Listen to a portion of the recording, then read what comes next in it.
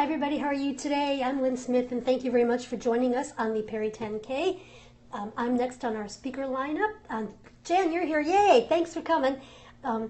We are the Perry 10K. We come together 5 days a week and we do these share-a-thons, and today's topic is money evil? And if you noticed in my title I put my own spin on it. I said, is money evil? Maybe, maybe not. Before I get into our subject though, I want to invite you to get on our waiting list. The perry10k.com/join, because before too much longer, Kathy is going to open up enrollment again, and everybody that's on the waiting list gets priority, and you want to be here because this is so much fun. I just love doing these things. They're just a blast. So thank you all for being here on behalf of all of us that are speaking today.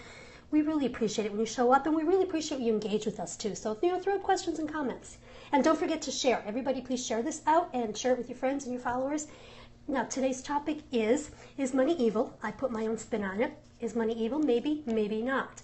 Now, here's the thing. I find this quite fascinating, too. The thing about money is the only value money has is the value that you place on it. So for some people, the idea of the money being evil may be something that they actually do believe. For other people, they may feel that money is just a blessing and money is fun. But And neither one is wrong. See, because how we value money, what we place on money, comes from our belief system. And now here's the interesting thing. We may believe that money is evil, but it is likely that is not a belief that you intentionally took on. It is likely a belief that you learned from your family, from your parents or from the extended family if you spent a lot of time with them. Because the thing is, when we are young children, we don't have the benefit that we do as adults. We can't filter things. We can't rationalize on things. We can't see the full perspective on things. And as kids, we're just these little sponges. And we soak up the things that our parents say. We soak them up as being factual. And we soak up the feelings and the emotions around things. And that's especially true when it comes to money, because there are so many different feelings and beliefs and views on money. And we tend to take on what our parents felt about money. So the idea that is money evil, if we grew up in a household where our parents talked about rich people as being corrupt, as being not trustworthy, as being dishonest, we probably grew up with that view that money is evil. Now here's the thing about that though. If we have this view that money is evil, we're never going to make a lot of money. Because we attach having a lot of money with being corrupt, with being dishonest, with being evil. We took on our parents' perspective on money. And we live our lives that way. On the other hand, though, if we grew up in a household where there was a lot of money, a lot of good was being done with money, and money came easy, we grow up with the belief that money is easy to come by and easy to get, and therefore that is the reality that we live. Because deep down inside, we believe that. But deep down inside, if our subconscious is thinking that the beliefs that we take on from our parents, that it's hard to earn money, or you can never hold on to money, or, people with money do bad things, these shape our beliefs. Actually, they form our beliefs. And unless we do conscious work on them, we can never break free of those. It's our subconscious keeping us trapped. So if we come from a family where we believe that money corrupts, and we believe that corrupt people are the only ones who can get ahead in this world, we will self-sabotage ourselves from making lots of money. Because we equate having that money with being corrupt, with being dishonest. And it takes a lot of effort sometimes to get past all of that. And we're not even, unless you really are digging and looking close, you're not even realizing that your subconscious is keeping you at this income level because of the value that you place on money. If you find that, if you believe, if you grew up in a house where money is hard to come by, you will always struggle until you get past that belief. And, for me, I grew up in a household where we did struggle, where, the paycheck ran out, well beyond before the next payday. And I grew up that way. And my life was evidence of that because I always struggled. When I finally, in my first marriage, married to the father of my kids, believed money is easy to come by. Yeah, but you know what? You can't just put on a new belief like you put on a new shirt. Because there's a lot of subconscious crap going on with that. So it takes too much month left at the end of the money. Absolutely, that's how I grew up. So for me, most of my life, I struggled. I struggled because I believed that struggle was the way it was meant to be. I believed what my parents said about, corrupt rich people. So I was never going to allow myself to become rich because I didn't want to be corrupt. But I've done a lot of work on myself. Am I at this place now where money just falls out of the sky? No. But am I at this place where I come to see money as an ally? Yes. That my view on money, my belief about money is that money is a resource. And who wouldn't want resources? And this resource of money has allowed me to do so many fun things. One year, for my husband's birthday, I took him out and bought a brand new car.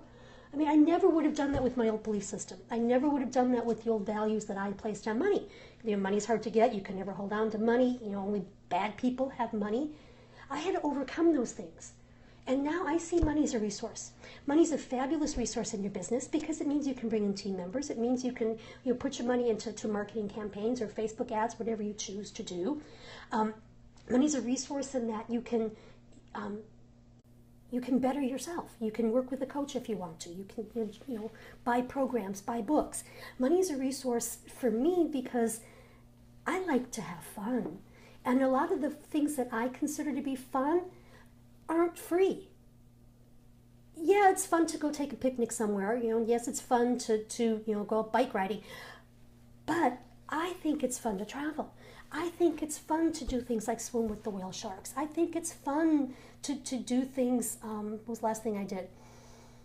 Swim with the sea turtles. I can't do that where I live because I'm landlocked. But I now see money as a resource. And now that I believe money is a resource, more money comes to me, and I can take more of the money that comes to me and channel it into fun things and channel it into doing adventures. One of the things I want to do this year is I want to go to the Bahamas and swim with the nurse sharks. Those suckers are like 14 feet long. I want to be next to them. And before all this work on myself, I took my parents' views about money, that it's hard to come by, it doesn't grow on trees. Quay is next, so see all those emojis, be sure to follow her. But I took all these things that I absorbed in my little head when I was a baby, when I was a kid growing up in my parents' household, and I made that my reality.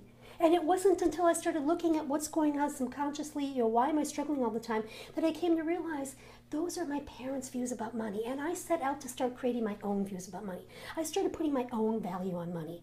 I find money to be fun. I find it to be a resource. And I'm getting away from this idea that it's a struggle to make. I'm getting away from this idea that there's never enough. And it's not something you can just wake up one day and decide. When we're young, we're impressionable, and we take these things that we hear, we hear our parents say things, and because we don't have the filters, we don't have the adult mind, we accept them as fact. And for generation after generation after generation, families will go struggling all the time. Generations of blue-collar people that punch a clock because they believe that's the way their life is meant to be. And unless you start digging, unless you start exploring, and a really good way, Sage, hey, I'm so glad you're here. A really good way to know what value you place on money is to take a look at your life. Because your reality comes from your belief system. Are you constantly struggling? Can you not hold on to money? When money does come in, is it immediately gone? Start thinking about, is that the way you grew up? Is that the way it was for your parents? Because you are probably just repeating their pattern. But we don't have to repeat the patterns that were ingrained in us when we were kids.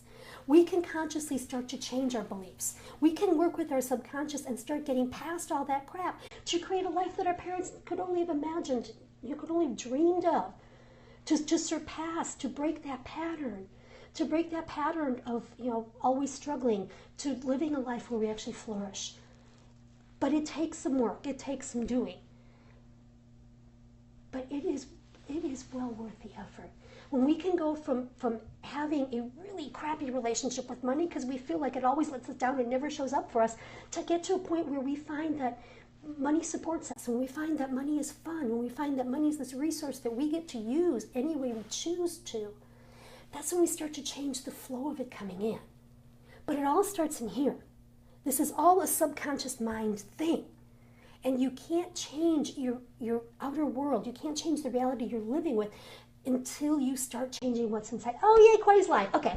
Until you start changing what's going on inside. So I'm going to go catch up with Quay. Thank you all for being here. We will see you all later. Bye.